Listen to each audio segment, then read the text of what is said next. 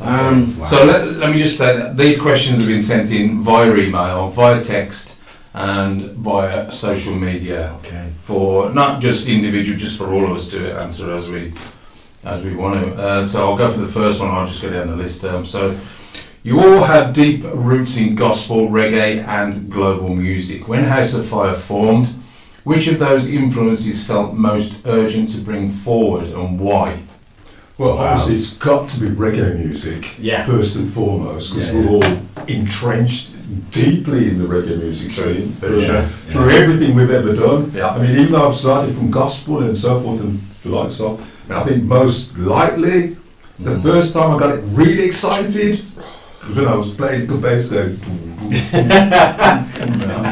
you know what I mean? So that was the vibe, so it's always been reggae music for me. And the way that we're collectively writing as well. Yeah. I know that all three of them could touch, it's like hot. That's why I have the aircon on.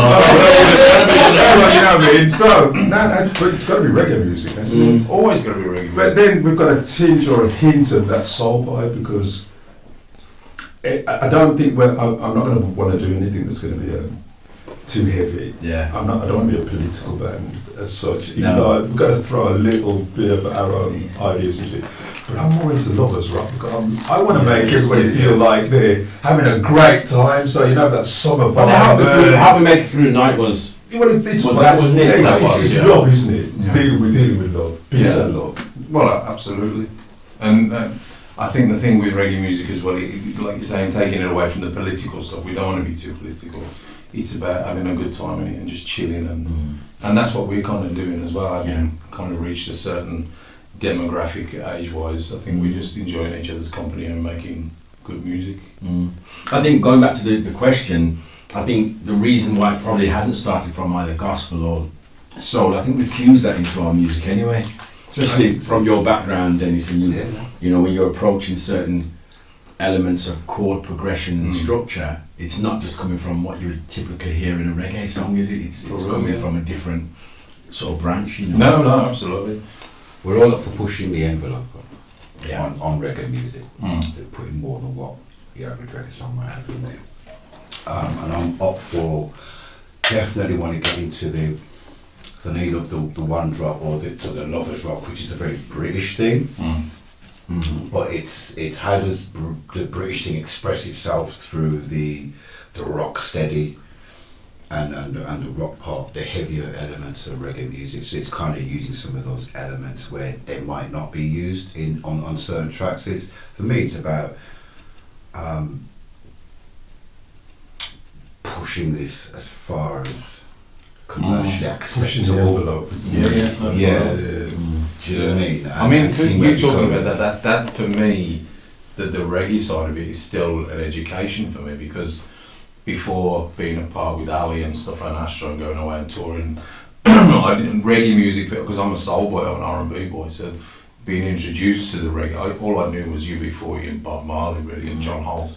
I never really explored reggae music as a whole, so it was kind of having a new whole load of music just thrown at me, different styles, you know. It was like Christmas all in one, do you know what I mean? So you're learning this new stuff. Was it scary for you? Yeah, man, really scary, because I'm this white boy that's just thrown into like a huge reggae band and then touring all the places where a white boy shouldn't go, you know what I mean?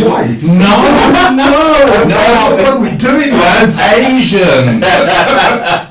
No, but you know what I mean? I did shit myself. Do you know what I mean? Going to all these places where you shouldn't be going, you know, and kind of keeping up with everybody that's been doing it for donkey's years. What was that? Was that the same when you was playing with Culture Club, or you know? Well, that was kind of really quick. That was just like a depth of fill in, and I mean, most of my career has been kind of jumping onto different kind of musics to adapt, and like rock music, pop music, soul music. But the reggae thing with Ali, it was the discovery of it more than anything, and enjoying it, being a session musician, but enjoying that job and staying with it, because most of the time you do it for 3-4 months and then you be on to the next thing. So to stay with it for 12 years, that was the experience then, and then touring and seeing different cultures and the different reggae music within like Hawaii or the South Pacific, and how it changed. You know what I mean? It was different and special to them as well compared to like British reggae music that I was used to. It was all fascinating, you know, for me. But I think that's a big point though, because I think when you go to a different part of the world, all of us have travelled, and we can go somewhere and you see how people receive the music in a different country. Yeah. It makes the actual music just have a different meaning to you. You appreciate it. They appreciate it. As a touring, you get to see other sports acts when you perform. And there'll be other reggae bands that come in. And so in South Pacific, their style of reggae music is quite similar to the British. It's further away from Jamaican, and it's closer to the British style of reggae music.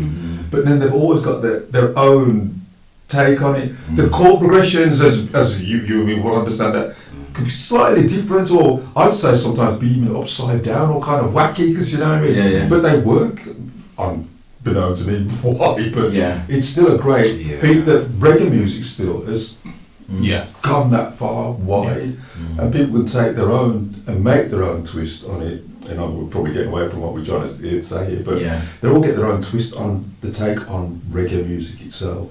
So it's really strange, because when we were like in our teens, I mean, I came out of church.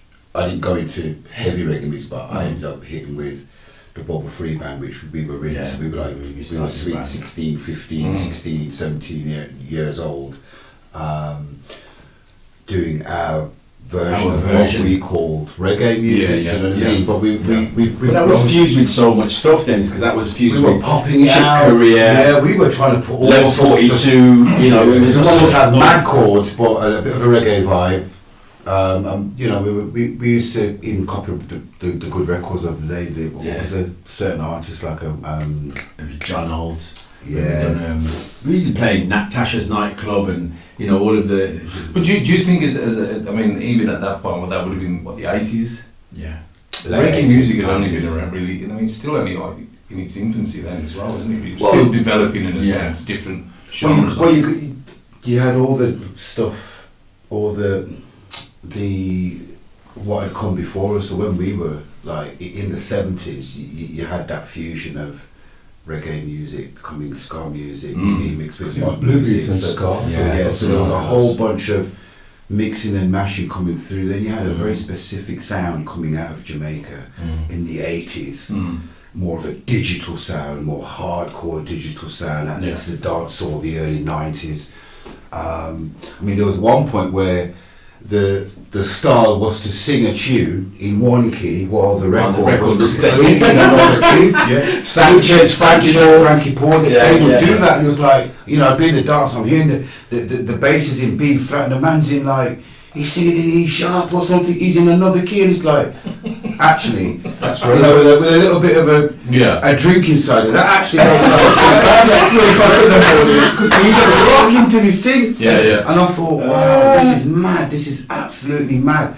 So being hit with reggae music that my dad used to play, then hearing stuff on the radio, then going to blues nightclub and hearing it loud, and then going to Hummingbird and catching a taxi crew live from Jamaica with Freddie McGregor. Well, my ears are pinned back on.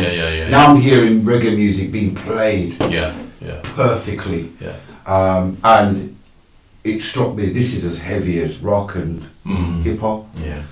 It didn't strike me as that going to the clubs and stuff like that. But once I started going to those big concerts and then I saw the power of what reggae music does, that was it for me. It was like, well, I think that for me is exactly what change. Tony said, is the fact that when you do get the privilege to go and play in different countries, is seeing how live reggae music affects the audience. It's amazing. Do you know what I mean? And you can see on their face, you know, wow. When I started travelling to Europe with the likes of Sugar Minor and others, again, to see these massive, huge crowds in Europe wanting reggae music, which I didn't experience that in the UK. Do you know what I mean? So you've got this image of reggae music. It's love, but there's something suppressing it. There's all this, racism, this, all that kind of stuff.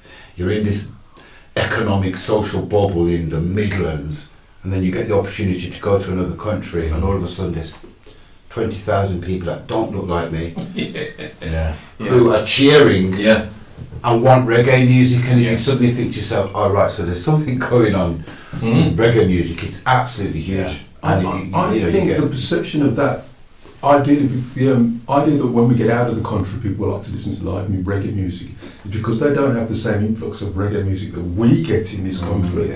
See, I can go to a dance, I can go and listen to sound systems, whereas back in the 70s and 80s, if you went to Europe, there ain't going to be no dance, there ain't going to be no nightclubs and play around reggae music, nowhere. It isn't going to be like that. It is going to be about live bands, it's all live music. So they get drawn into the live acts more so than sound systems and so forth. But like I said, back in this country, I think in Europe they appreciate it live. More so. Again, I say that there was a very big culture of sound systemage going on there. Oh gosh, you can't deny the sound system. You can't deny the sound system. Europe, America, Japan, the Asia, the sound system thing is definitely huge. But Japan, it's you knew that once you experienced what was going on in Europe and outside, you knew that reggae music is a worldwide thing, and it's more appreciated outside the country, being played live than it is. I think it's inside more than the just the country. style of music as well to these people, because you can just see when you perform it live, and when you see the support bands or whoever else is, you can see it means so much more than just the style of music. It's personal. It's they totally ingrained. You can see where Bob Marley says you can see where Bob Marley says it's a medicine. It hits you and you feel no pain, and you actually realise it when you see the response of the people to reggae music. Do you know what I mean? And these ain't people that are going out there doing a Rastafarian lives of normal, paying their mortgages, going to work, bringing up their families. But to see them love reggae music, and it does represent love. It's the one music that is so close to representing absolutely a oneness. a coming well, it's together. a vibration, isn't it? It's a vibration. Right. So I guess you got more. That was a huge question. I tell you what, I hope who was that asked that question? That was a bit of a long one. That was Veronica from Dunstable. Oh wow. Yeah. oh wow. There you go, Veronica. And she's only 31. She's only 31. 31, so she's slightly older than us in the band, but she knows everything. This actually, the questions that they're there, this might take longer than the 40 minutes. I Maybe you can answer them like that. I think You so. don't put a cap on it. We need to. I think 2 seconds. Let me go back to our session, guys. I think we just have to abandon that now.